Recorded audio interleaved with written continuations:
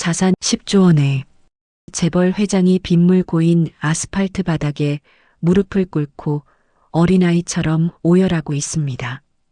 그의 앞에는 방금 전 자신의 5억 원짜리 벤츠를 발로 걷어찬 초라한 행색의 폐지 할머니가 서 있었죠. 모두가 미쳤다고 했습니다. 수리비만 5천만 원이 나온다는 말에 노망이 난 노인이 행패를 부리는 줄로만 알았습니다. 회장은 왜 자신에게 5천만 원의 손해를 입힌 노파를 향해 스승님이라 부르며 절을 올린 걸까요? 대한민국 자동차 산업의 전설로 불리던 여인, 하지만 화마와 함께 사라졌던 천재 정비사 박씨. 할머니의 소름 돋는 정체와 그날의 감동적인 사연을 지금 바로 시작합니다. 이야기를 시작하기 전에 구독과 좋아요 부탁드립니다. 하늘이 노했다는 말은 이럴 때 쓰는 것일까요? 서울 강남의 하늘은 오후 3시임에도 불구하고 마치 심연의 바다처럼 검게 가라앉아 있었습니다. 쏟아지는 빗줄기는 차창을 부술듯이 두드렸고 와이퍼는 쉴 새 없이 움직였지만 앞을 가리는 수막을 걷어내기엔 역부족이었습니다. 하늘은 금방이라도 무너질 듯 검게 타들어갔고 번뜩이는 번개는 마천루 사이를 가로지르며 불길한 징조를 내뿜고 있었습니다. 그 아스팔트 위를 미끄러지듯 달리는 검은색 마이바흐 벤츠 한 대. 그 안에는 성웅그룹의 수장, 최강철 회장이 앉아 있었습니다. 그는 평소 냉철하기로 소문난 인물이었지만 오늘만큼은 초조함을 감추지 못하고 시계를 연신 확인했습니다.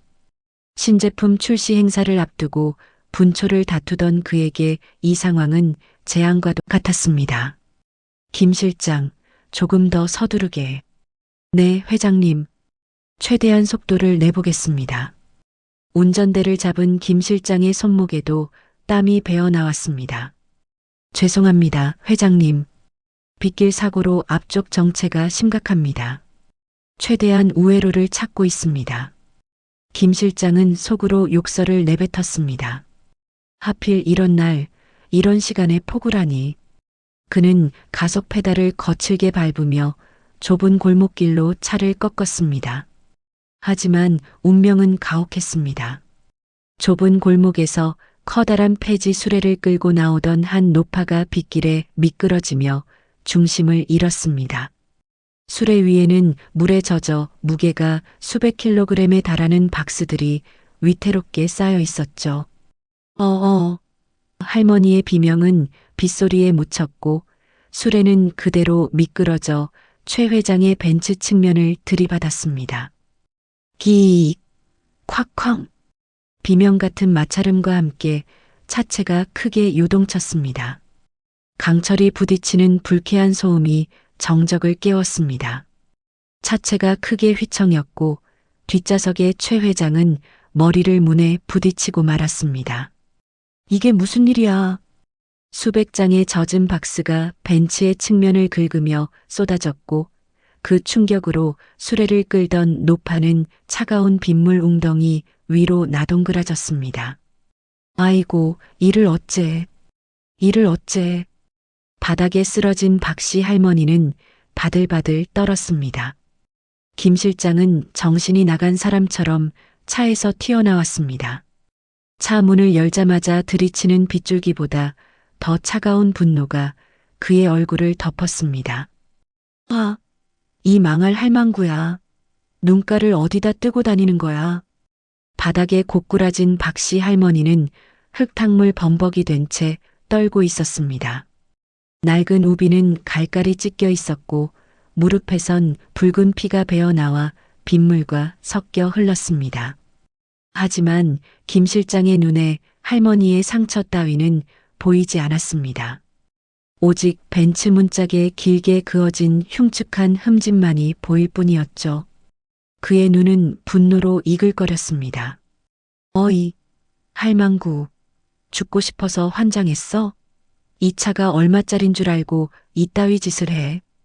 김 실장은 할머니의 초라한 행색을 보자마자 욕설을 내뱉었습니다. 낡아 빠진 우비, 다 떨어진 운동화, 그리고 기름때가 찌든 손톱.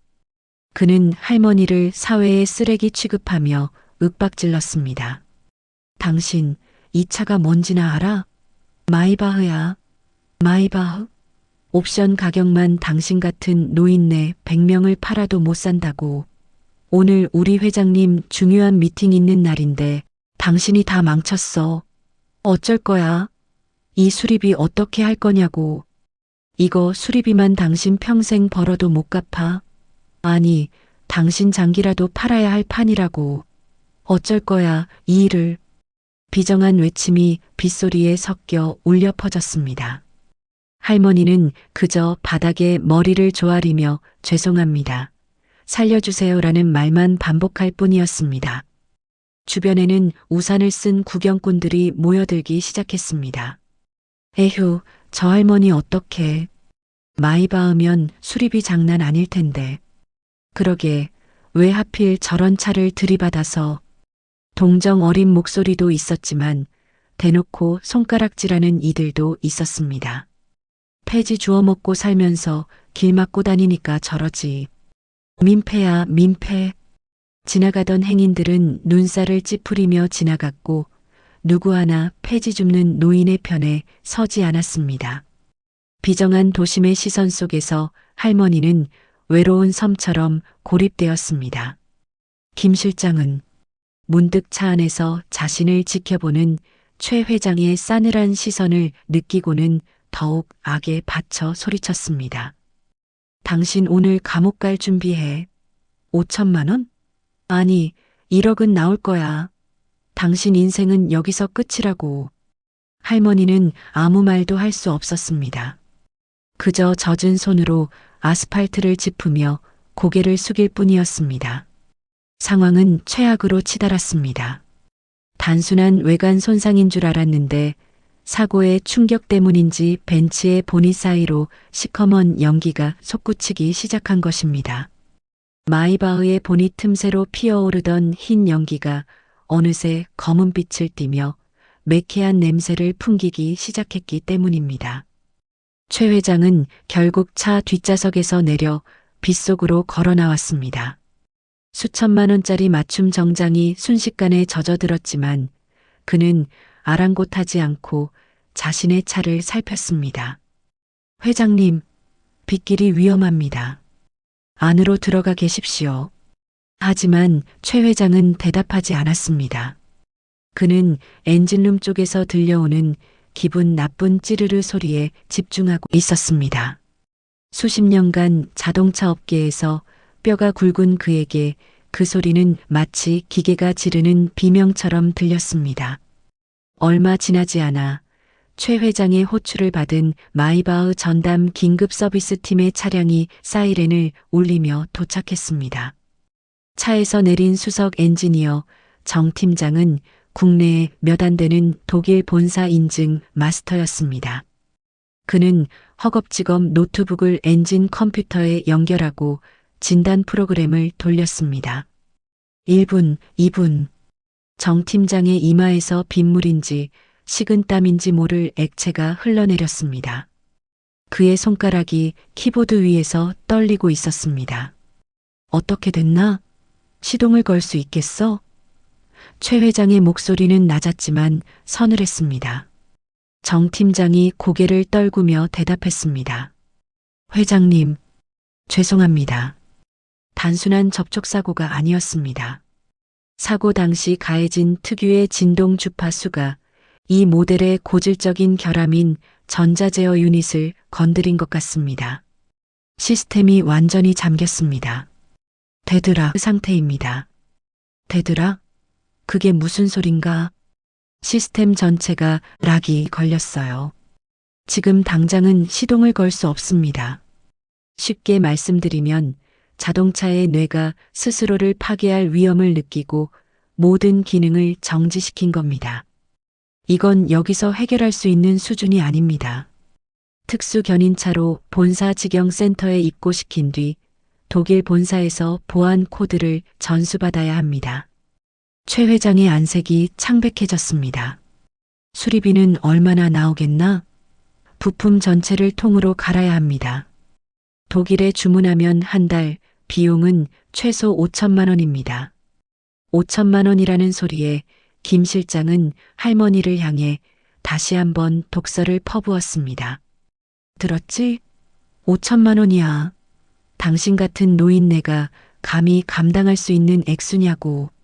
김 실장은 할머니의 수레에 실린 젖은 박스더미를 발로 걷어차 버렸습니다. 쏟아진 종이들이 진흙탕 속으로 흩어졌습니다. 할머니의 전 재산이나 다름없는 것들이 발에 밟혀 지시겨졌습니다. 구경꾼들 사이에서도 탄식이 터져 나왔습니다. 에고, 할머니 인생 진짜 종쳤네. 재벌들 무섭구먼. 저 노인네를 길바닥에서 저렇게 잡나. 할머니는 비참한 표정으로 젖은 박스더미를 바라보았습니다. 평생 폐지를 주워 번 돈을 다 합쳐도 5천만 원의 이자조차 되지 않을 터였습니다. 하지만 할머니는 울지 않았습니다. 오히려 할머니는 지니겨진 자신의 폐지를 보지 않고 입을 굳게 다문 채 최 회장의 벤츠 엔진룸만을 뚫어지게 응시했습니다. 공포에 떨던 할머니의 눈빛이 순식간에 바뀌었습니다. 할머니가 낮게 읊조리며 천천히 자리에서 일어났습니다. 비에 젖은 머리카락이 얼굴에 들러붙었지만 할머니는 거칠게 그것을 젖혀냈습니다. 그리고는 천천히 최 회장을 향해 다가갔습니다. 회장님인지 뭔지 하시는 양반. 아까 그 정비사 양반 말은 반은 맞고 반은 틀렸소. 모두의 시선이 할머니에게 쏠렸습니다. 정 팀장이 어이없다는 듯 물었습니다. 할머니, 지금 뭐라고 하셨습니까? 제가 독일 본사에서 연수만 10년을 받은 사람입니다. 당신이 뭘 안다고. 독일 놈들 공부는 똑똑하게 했는지 몰라도 기계 심장 소리는 들을 줄 모르는구먼. 이건 대들학이 아니야. 그냥 숨통이 막힌 거지.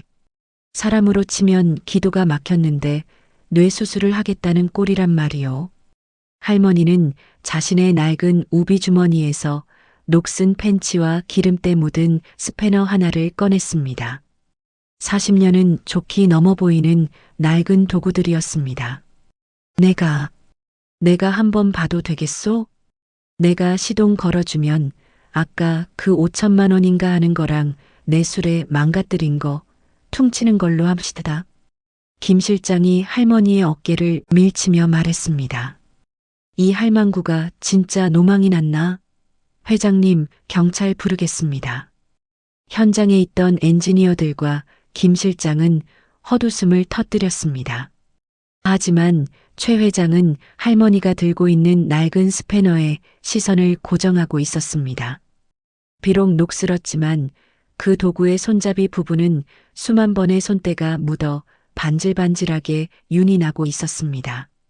그것은 평생을 현장에서 살아온 진짜 기술자만이 가질 수 있는 훈장이었습니다. 정 팀장, 자네는 정말 방법이 없는 건가? 최 회장이 물었습니다. 네, 회장님. 현재 장비로는 불가능합니다. 최 회장은 다시 할머니를 바라보았습니다. 빗줄기 사이로 할머니의 눈빛이 형형하게 빛나고 있었습니다. 좋습니다. 해보세요. 대신 더 망가뜨린다면 그땐 정말 법대로 처리하겠습니다. 할머니는 대답 대신 낡은 운동화 끈을 꽉 조여맸습니다. 그리고는 모두가 경악할 만한 행동을 준비하기 시작했습니다. 수억 원대 명차 위로 비는 그칠 줄 모르고 더욱 거세게 쏟아졌습니다. 수억 원을 호가하는 마이바흐 벤츠 앞에 초라한 행색의 노파가 섰습니다. 그녀의 손에 들린 것은 세월의 풍파를 정면으로 맞은 듯한 낡은 스패너 하나와 입가에 문구점용 팬츠가 전부였습니다. 주변을 에워싼 구경꾼들 사이에서는 실소와 비아냥이 터져 나왔습니다. 에구, 저 할머니가 사고를 크게 쳐서 제정신이 아니구먼. 저러다 차 더 망가지면 어쩌려고 저래. 회장 비서 얼굴 좀 봐. 금방이라도 사람 잡겠네. 김 실장은 우산을 받쳐든 손을 부들부들 떨며 최 회장의 눈치를 살폈습니다. 회장님, 정말 저 노인네에게 맡기실 겁니까? 저건 정비가 아니라 테러입니다. 당장 제지하지 않으면 차는커녕 신제품 출시 행사에도 늦게 됩니다. 최 회장은 대답 대신 손을 들어 김 실장의 입을 막았습니다. 그의 시선은 할머니의 발에 머물러 있었습니다. 할머니는 엔진룸을 열어놓은 채 보닛 주위를 천천히 한 바퀴 돌고 있었습니다. 마치 아픈 환자의 환부를 손으로 짚어보는 의사처럼 할머니는 젖은 손으로 차체의 미세한 떨림을 느끼고 있었습니다. 정 팀장이라고 했나? 할머니가 갑자기 입을 열었습니다. 수석 엔지니어 정 팀장이 얼떨결에 대답했습니다. 네. 네, 할머니. 아까 컴퓨터가 락이 걸렸다고 했지? 그건 기계가 멍청해서가 아니야. 안에서 숨이 막히는데 주인이 자꾸 숨을 쉬라고 하니까 기계가 살려고 스스로 문을 잠근 거라고. 할머니는 엔진룸 구석, 일반적인 정비사라면 절대 손대지 않을 복잡한 배선 뭉치 아래쪽을 가리켰습니다. 여기, 이 안에 압력 센서가 하나 숨어 있지. 독일 놈들이 아주 얄궂게 숨겨놨어. 빗물이 유입되면서 이 센서가 오작동을 일으켰고 그게 컴퓨터한테 엔진 폭발 위험이라고 가짜 신호를 보낸 거야. 그래서 시동이 안 걸리는 거라고. 정 팀장의 눈이 휘둥그레졌습니다. 그걸 어떻게 하셨습니까? 그 센서는 설계 도면을 깊게 파야만 알 수 있는 위치인데. 할머니는 대답 대신 입술을 질끈 깨물었습니다. 그리고는 갑자기 신고 있던 낡은 운동화 뒤축을 바닥에 강하게 내리찍어 고정하더니 차체 옆면을 향해 온몸에 힘을 실어 퍽 하고 발차기를 날렸습니다. 깡! 날카로운 금속음이 강남의 소음을 뚫고 울려 퍼졌습니다. 이 미친 할망구가 진짜. 김 실장은 참지 못하고 우산을 내팽개치며 할머니의 멱살을 잡으려 달려들었습니다. 구경꾼들도 비명을 질렀습니다. 세상에 저 귀한 차를. 하지만 그 순간이었습니다. 요란하게 울려 퍼지던 경보음과 계기판의 붉은 전멸등이 일순간 씻은 듯이 사라졌습니다. 시끄럽게 돌아가던 냉각팬의 비정상적인 소음도 멈췄습니다. 멈춰, 김 실장. 최 회장의 천둥 같은 호통이 떨어졌습니다. 최 회장의 눈은 엔진룸 내부를 향하고 있었습니다. 할머니는 보닛을 걷어찬 충격으로 센서의 일시적인 접점 불량을 해결한 듯 보였습니다. 할머니는 멈추지 않았습니다. 그녀는 찌그러진 차체 사이로 낡은 펜치를 깊숙이 집어넣었습니다. 비바람에 젖은 전선들이 얽혀있는 그곳에서 할머니의 손은 마치 물고기가 물을 만난 듯 유연하고 빠르게 움직였습니다. 펜치로 무언가를 툭 끊어내고 다시 스패너로 밸브의 압력을 조절하는 동작. 그것은 정비가 아니라 예술에 가까웠습니다. 공구가 변변치 않아서 임시 방편으로 압력만 맞췄어. 하지만 걱정 말어. 이 방식은 독일 놈들 매뉴얼엔 없어도 엔진 심장 박동 하나는 확실하게 살려놓는 방식이니까. 할머니는 이마에 맺힌 빗물과 기름때를 소매로 닦아내며 엔진룸에서 손을 뺐습니다. 그녀의 손은 이미 엉망진창이었습니다. 날카로운 부품에 긁힌 상처에서 피가 났지만 할머니는 개의치 않고 기사에게 턱짓했습니다. 자, 이제 그 버튼인지 뭔지 한번 눌러봐. 김 실장은 최 회장의 눈치를 보며 떨리는 손가락을 스타트 버튼 위에 올렸습니다. 현장에 있던 모든 사람의 숨소리가 멈췄습니다. 빗소리조차 들리지 않는 듯한 기묘한 정적이 흐른 찰나. 부응! 마치 잠자던 사자가 깨어난 듯 웅장하고 묵직한 엔진음이 빗줄기를 가르며 터져 나왔습니다. 단순히 시동이 걸린 정도가 아니었습니다. 아까보다 훨씬 더 규칙적이고 건강한 완벽한 엔진의 고동 소리였습니다. 말도 안 돼. 정 팀장은 들고 있던 태블릿 PC를 떨어뜨렸습니다. 진단기 없이 순수하게 진동과 소리만으로 결함 부위를 찾아내고 충격요법으로 시스템을 리셋시켰다고? 이건 인간의 영역이 아니야. 최 회장은 멍하니 살아난 엔진을 바라보았습니다. 하지만 그의 시선은 이내 엔진룸 안쪽 할머니가 마지막으로 손을 댔던 배선 뭉치로 향했습니다. 할머니가 임시로 전선을 묶어둔 방식. 전 세계 어디에서도 본 적 없지만 최 회장이 평생 잊을 수 없었던 그 독특한 결속법. 이 매듭은? 최 회장의 목소리가 파르르 떨리기 시작했습니다. 그의 눈동자가 할머니의 굽은 등과 기름때 묻은 손목으로 천천히 이동했습니다. 그곳에는 빗물에 씻겨 내려간 소매 사이로 40년 전 불길 속에서 자신을 구했던 그 증표가 희미하게 모습을 드러내고 있었습니다. 그는 떨리는 다리를 간신히 지탱하며 할머니에게 다가갔습니다. 김 실장, 저분 소매 좀 걷어봐. 당장. 최 회장의 목소리는 갈라져 있었습니다. 평소 냉혈한이라 불리던 그의 눈에는 이미 눈물이 고여 있었습니다. 김 실장은 당황하며 할머니의 젖은 팔을 붙잡았습니다. 회장님, 갑자기 왜 그러십니까? 이 노인네가 차를 부숴놨는데. 내 말 안 들려. 당장 걷으라고. 최 회장의 비명에 가까운 호통에 김 실장은 겁에 질려 할머니의 낡은 우비 소매를 거칠게 잡아 올렸습니다. 빗물에 씻겨 내려간 팔뚝 위로 수십 년 전에 참혹했던 기억이 고스란히 박혀 있었습니다. 팔꿈치부터 손목까지 이어지는 울퉁불퉁한 화상 흉터 손등에는 화상의 흉이 갈고리 모양을 하고 있었습니다. 최 회장은 그 자리에 무너져 내렸습니다. 수천만 원짜리 정장이 흙탕물에 젖는 것 따위는 안중에도 없었습니다.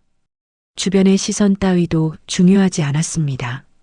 그에겐 이 초라한 할머니가 자신의 인생을 만들어준 살아있는 전설이었기 때문입니다. 선생님 맞으시죠? 어떻게 이런 모습으로. 최 회장은 아스팔트 바닥에 이마를 찌우며 통곡하기 시작했습니다. 40년 전 울산의 한 중소 정비소에서 기름때 묻은 얼굴로 웃으며 자신에게 스패너 잡는 법을 가르쳐주던 그 여인. 선생님, 저 강철이입니다. 콧질질이 강철이요. 기억 안 나십니까? 울산 정비소에서 선생님 뒤만 졸졸 따라다니던 꼬마 강철이요. 이 흉터, 제가 모를 리 있겠습니까? 할머니의 어깨가 미세하게 떨렸습니다. 그녀가 천천히 고개를 돌리자 세월의 풍파를 견뎌온 깊은 주름 사이로 날카로우면서도 따뜻한 눈빛이 번뜩였습니다. 최 회장의 눈에는 오직 리어카를 잡고 있는 노파의 거친 손등, 그리고 그 위에 선명하게 새겨진 갈고리 모양의 화상 흉터만이 보였습니다. 박정숙 선생님, 정말 선생님이십니까? 제가 얼마나 찾아 헤맸는지 아십니까? 최 회장의 목소리는 이미 울음 섞인 비명이 되어 있었습니다. 할머니는 한참 동안 아무 말이 없었습니다. 그저 무릎 꿇은 재벌 회장을 무심한 눈으로 내려다보다가 깊은 한숨을 내쉬며 낡은 목장갑을 고쳐 낄 뿐이었습니다. 사람 잘못 봤소. 난 그저 종이 쪼가리나 줍는 노인네일 뿐이야. 회장님씩이나 되는 분이 길바닥에서 이러면 못 써. 어서 일어나 가던 길 가시게. 할머니는 냉정하게 리어카를 끌고 전진하려 했습니다. 하지만 최 회장은 리어카 바퀴를 붙잡고 놓아주지 않았습니다. 40년 전 그날의 기억이 주마등처럼 스쳐 지나갔기 때문입니다. 1980년대 초반 울산의 한 중소 정비소. 당시 최강철의 아버지는 부도 위기에 처한 작은 운수업체를 운영하고 있었습니다. 마지막 희망이었던 대형 화물차들이 원인을 알 수 없는 결함으로 줄줄이 멈춰 섰고 독일에서 온 기술자들조차 손을 떼며 이건 고칠 수 없는 엔진 결함이라고 방법이 없다고 손을 놓았을 때 그때 혜성처럼 나타난 인물이 바로 박정숙이었습니다. 그녀는 기름때 절은 작업복을 입은 채 청진기 하나로 엔진의 미세한 진동을 읽어내던 천재 정비사였습니다. 남자들만 가득한 거친 정비 현장에서 그녀는 철의 여인이라 불렸습니다. 박정숙은 단 며칠 밤낮을 새우며 엔진을 완전히 분해해 재조립했고 결국 멈춰 섰던 화물차들을 다시 달리게 했습니다. 그 덕분에 최 회장의 아버지는 위기를 넘겼고 오늘날의 성운그룹을 세우는 초석을 다질 수 있었습니다. 어린 시절 그 곁에서 기술을 배우며 그녀를 동경했던 소년이 바로 지금의 최강철 회장이었습니다. 아버지, 공장에서 원인모를 화재가 났을 때 저를 불길 속에서 구해주시고 정작 당신은 그 뜨거운 불길 속에서 팔에 화상을 입어 평생 지워지지 않을 흉터를 가지게 되었었지요. 그리곤 호련히 자취를 감추셔서 선생님을 찾으려고 전국을 다 뒤졌습니다. 보상금을 걸고 신문 광고를 내고 탐정을 고용해도 안 보이시더니 왜 이런 곳에서 폐지를 줍고 계셨던 겁니까? 제가 받은 은혜가 얼마인데. 주변은 찬물을 끼얹은 듯 조용해졌습니다. 지나가던 행인들도 우산을 받쳐들고 구경하던 사람들도 모두 얼어붙었습니다. 대한민국 재계 서열 10위의 거물이 길바닥에서 폐지 할머니의 리어커 바퀴를 붙잡고 울고 있는 이 비현실적인 광경 때문이었죠. 할머니는 천천히 고개를 숙여 최 회장을 바라보았습니다. 그녀의 거친 손이 최 회장의 젖은 머리카락을 조심스럽게 쓸어 넘겼습니다. 강철아, 많이 컸구나. 이제는 정말 큰 산이 되었어. 내 아버지를 꼭 닮았어. 마침내 할머니의 입에서 나온 나직한 한마디는 긍정이었습니다. 최 회장은 아이처럼 엉엉 울음을 터뜨렸습니다. 박 선생의 목소리는 비바람에 섞여 아련하게 들렸습니다. 나는 내가 살아있는 것만으로도 충분했다. 내가 이렇게 훌륭한 차를 만들고 수만 명의 사람을 먹여 살리는 회장이 되었으니 나는 내 할 일을 다 한 게 아니냐? 그런데 선생님 왜 말씀도 없이 사라지셨어요? 할머니는 씁쓸한 미소를 지으며 자신의 굽은 허리를 쓰다듬었습니다. 불이 났던 그날 내 손가락 신경이 다 타버렸지. 정비사가 손끝의 감각을 잃었는데 뭘 더 하겠니? 기계 소리가 예전처럼 들리지 않더구나. 그래서 미련 없이 떠난 게다. 남은 인생은 그저 조용히 살고 싶었어. 하지만 최 회장은 알고 있었습니다. 박정숙 선생님의 실력은 손가락 끝이 아니라 기계와 소통하는 마음에 있다는 것을 말입니다. 아까 벤츠를 발로 차서 고친 것 역시 단순한 우연이 아니었습니다. 그녀는 차가 멈춰서는 소리만 듣고도 배기 라인에 쌓인 카본 찌꺼기가 공기 흐름을 방해한다는 것을 직감했고 특정 부위에 충격을 주어 일시적으로 공기 통로를 확보하는 신의 한 수를 둔 것이었습니다. 선생님, 이대로는 못 보내드립니다. 제 차가 다시 숨을 쉬게 된 건 선생님을 다시 만나라는 하늘의 뜻입니다. 제발, 제발 기회를 주십시오. 최 회장은 김 실장을 향해 소리쳤습니다. 김 실장, 지금 당장 행사 취소한다고 연락해. 회장님 알겠습니다. 하지만 할머니 박정숙 선생은 그저 무심한 표정으로 쏟아진 폐지 박스들을 쳐다볼 뿐이었습니다. 하지만 이때까지만 해도 최 회장은 몰랐습니다. 박정숙 선생님이 폐지를 줍게 된 진짜 이유가 단순한 가난 때문이 아니라 그녀가 숨기고 있던 성운그룹 내부의 충격적인 비리와 연결되어 있다는 사실을 말입니다. 그녀가 30년 전 자취를 감춰야만 했던 진짜 이유는 화재 때문이 아니었습니다. 누군가 그녀를 죽이려 했고 그녀는 살아남기 위해 폐지 줍는 노인으로 위장해 성운그룹 주변을 맴돌며 무언가를 감시하고 있었던 것입니다. 폭우는 거짓말처럼 잦아들고 구름 사이로 눈부신 노을이 강남대로를 비추기 시작했습니다. 최 회장은 직접 자신의 손으로 할머니의 젖은 발을 닦아드리고 자신이 신고 있던 신발을 벗어 할머니에게 신겨드렸습니다. 최 회장은 그 자리에서 전용차를 호출했습니다. 그리고 현장에 모인 모든 이들이 보는 앞에서 직접 차 문을 열고 허리를 굽혔습니다. 최강철 회장의 강권에 못 이겨 박정숙 할머니는 성운그룹 본사 사옥으로 향했습니다. 사옥 정문에 도착하자 수십 명의 임원이 도열해 있었습니다. 회장이 행사를 취소하고 정체불명의 노인을 모셔온다는 소식에 비상이 걸린 것이었습니다. 차 문이 열리고 비에 젖은 허름한 할머니가 내리자 임원들 사이에서 술렁임이 터져 나왔습니다. 회장님, 이분은 누구십니까? 설마 이 노인분 때문에 그 중요한 행사를 취소하신 겁니까? 그때 군계 일학처럼 세련된 수트를 차려입은 사내가 한 명 걸어 나왔습니다. 성운그룹의 2인자이자 최 회장이 형님처럼 모시는 박강석 부회장이었습니다. 그는 당황한 기색을 숨기며 억지 미소를 지었습니다. 자네 정말 왜 이러나? 정신 차리게. 이런 노인을 회사로 들이다니 주주들이 알면. 그 순간이었습니다.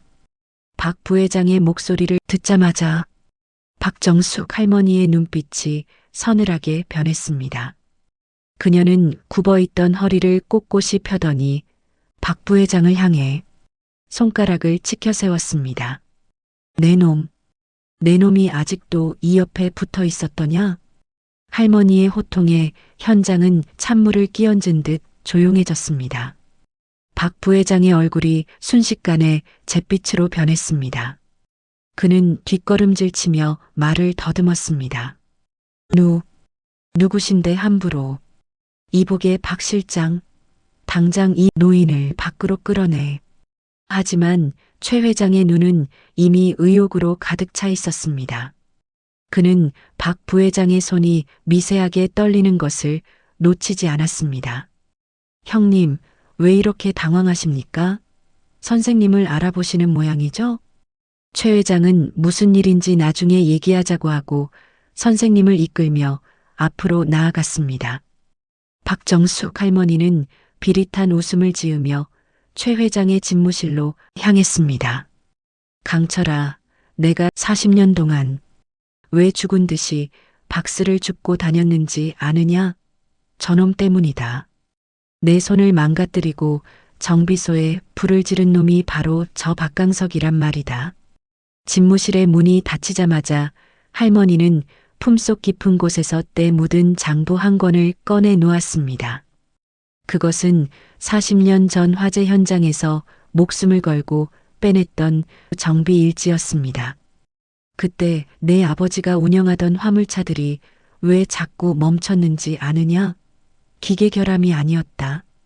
저놈이 짝퉁 부품을 납품해 비자금을 만들고 있었어. 그걸 내가 눈치채자 입을 막으려고 정비소에 불을 지른 게다. 내가 죽어야만 자기 죄가 영원히 묻힐 거라 생각했겠지. 장부 안에는 박 부회장이 과거에 저질렀던 부품 바꿔치기와 횡령의 증거들이 빼곡히 적혀 있었습니다. 박정숙 할머니는 복수하기 위해 나타난 것이 아니었습니다. 그녀는 언젠가 최 회장이 위기에 처했을 때 이 진실을 전해주기 위해 성운그룹 사옥 주변에서 폐지를 주우며 가장 낮은 곳의 감시자로 살아왔던 것입니다. 내가 오늘 내 차를 발로 찬 건 차를 고치기 위함이 아니었다. 내 주변에 썩은 냄새가 진동하는데 넌 여전히 눈을 감고 있길래 정신 차리라고 준 마지막 경고였어. 최 회장은 무너져 내렸습니다. 자신이 믿고 형님처럼 따랐던 사람이 아버지를 배신하고 스승을 죽이려 했던 원수였다니. 그는 집무실 밖에서 초조하게 기다리던 보안팀을 불렀습니다. 박강석 부회장. 아니, 박강석 씨를 지금 당장 긴급 체포하고 검찰에 넘겨. 40년 전 방화 사건부터 지금의 비리까지 단 하나도 남김없이 조사해. 박 부회장이 울부짖으며 끌려나가는 소리가 복도 끝까지 울려 퍼졌습니다. 마침내 40년 묵은 체증이 내려가는 순간이었습니다. 박 부회장이 끌려나간 뒤 성운그룹 본사는 거대한 폭풍이 몰아친 듯 뒤숭숭했습니다. 하지만 최강철 회장의 마음은 그 어느 때보다 단단해져 있었습니다. 그는 즉시 이 사진을 소집해 박 부회장과 결탁했던 세력들을 숙청하고 박정숙 선생님에게 막말을 했던 박 실장도 좌천시켜 다른 곳으로 보냈습니다. 그리고 박정숙 선생님을 우리 그룹의 종신 명예 고문으로 추대한다고 선언했습니다. 최 회장은 할머니 앞에 다시 무릎을 꿇고 눈물을 흘렸습니다. 선생님, 이제 폐지 수레는 놓으십시오. 강철아, 그 수레는 내 40년을 지켜준 유일한 친구야. 거기에 실린 종이 한 장 한 장이 내게는 설계도였고 고철 소리는 내게는 엔진 소리였어. 최 회장은 단호하게 말했습니다. 그렇다면 수레를 우리 그룹 본사 로비에 황금으로 코팅해서 전시하겠습니다. 선생님이 계셔야 할 곳은 길바닥이 아니라 대한민국 자동차 산업의 정점입니다. 선생님의 그 천재적인 감각과 정비 철학을 우리 그룹의 미래를 위해 써주셨으면 합니다.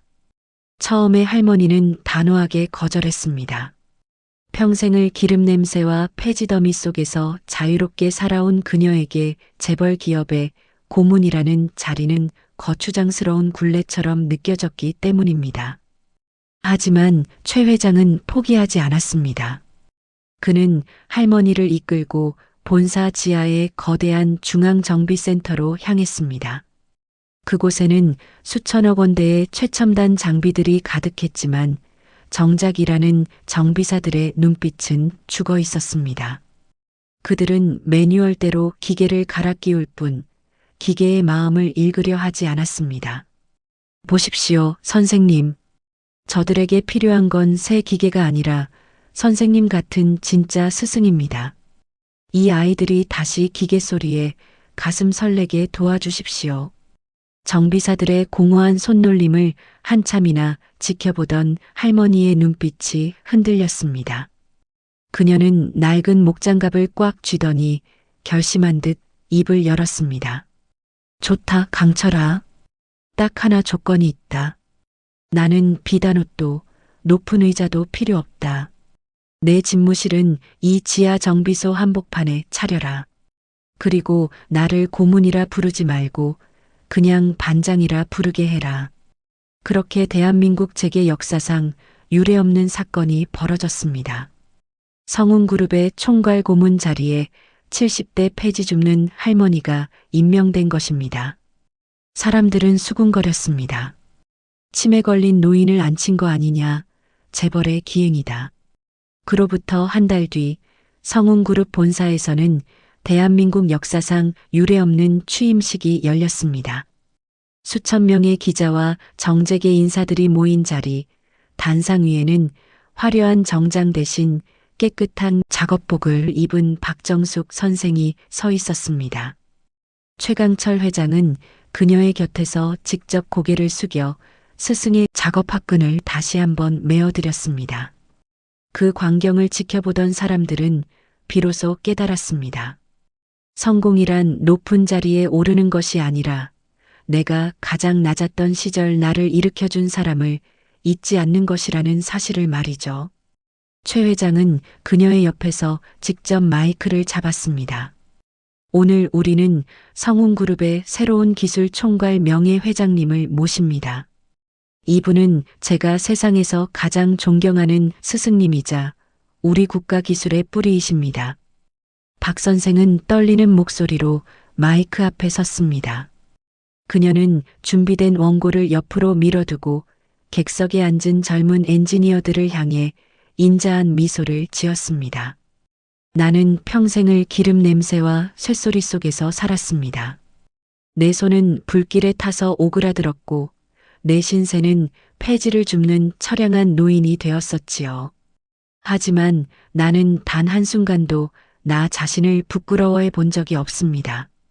이 흉터는 내가 아이를 살렸다는 훈장이었고 이 기름때는 내가 세상을 움직이는 심장을 만졌다는 증거였으니까요. 화려한 컴퓨터와 최첨단 장비에 여러분의 영혼을 팔지 마십시오. 기계는 차갑지만 그 기계를 만드는 사람의 심장은 뜨거워야 합니다. 내가 빗속에서 벤츠의 보닛을 걷어찼던 건 화가 나서가 아닙니다. 그 차 안에 갇혀 비명을 지르는 엔진의 고통을 느꼈기 때문입니다. 사람을 위하지 않는 기술은 그저 무거운 고철 덩어리일 뿐입니다. 차를 고칠 때 돈을 먼저 생각하지 말고 그 차를 탈 사람의 목숨을 먼저 생각해 주십시오.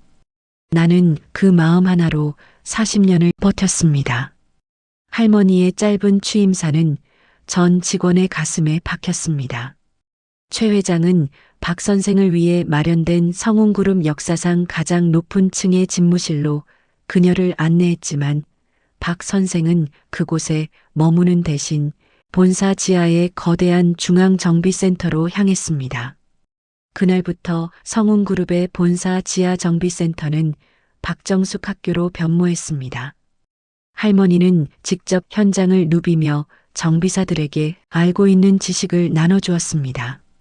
3번 실린더 소리가 안 들려? 엔진이 지금 아프다고 울고 있잖아. 당장 뜯어. 정비센터에 활기가 돌기 시작했습니다.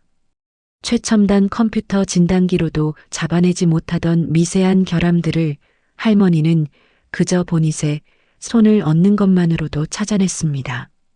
젊은 정비사들은 처음엔 코웃음을 쳤으나 그녀가 손을 댈 때마다 죽어가던 엔진이 살아나는 기적을 보며 그녀를 기계의 신으로 받들기 시작했습니다. 최 회장은 그 모습을 지켜보며 흐뭇한 미소를 지었습니다. 그는 할머니를 위해 특별한 사무실을 만들어 드렸습니다. 유리벽으로 된 그녀의 고문실 안에는 황금으로 만든 리어카가 아닌 그녀가 실제로 끌던 낡은 리어카가 정중앙에 전시되었습니다. 그리고 그 수레 위에는 박 선생이 40년간 간직했던 녹슨 스패너가 놓여 있었습니다. 선생님, 저 리어카를 보며 저희 모두가 잊지 않겠습니다. 누구를 위해 달려야 하는지를요. 할머니는 고문실 소파 대신 리어카 위에 걸터 앉아 믹스커피 한 잔을 마시며 환하게 미소 지었습니다. 최고의 기술은 화려한 매뉴얼이 아니라 기계의 작은 신음에도 귀를 기울이는 정성에 있다는 것을 그녀는 온몸으로 증명해 보였습니다. 지금 여러분의 인생이라는 자동차는 잘 달리고 있나요? 혹시 겉모습만 가꾸느라 속이 썩어가는 것도 모른 채 억지로 시동을 걸고 있지는 않으신가요? 진짜 가치는 가장 낮은 곳에서 묵묵히 제소리를 내는 이들에게 있다는 사실을 잊지 마시길 바랍니다. 오늘 준비한 사연이 여러분의 지친 마음에 조금이라도 위안이 되었길 바랍니다. 구독과 좋아요는 영상 제작에 큰 힘이 됩니다. 감사합니다.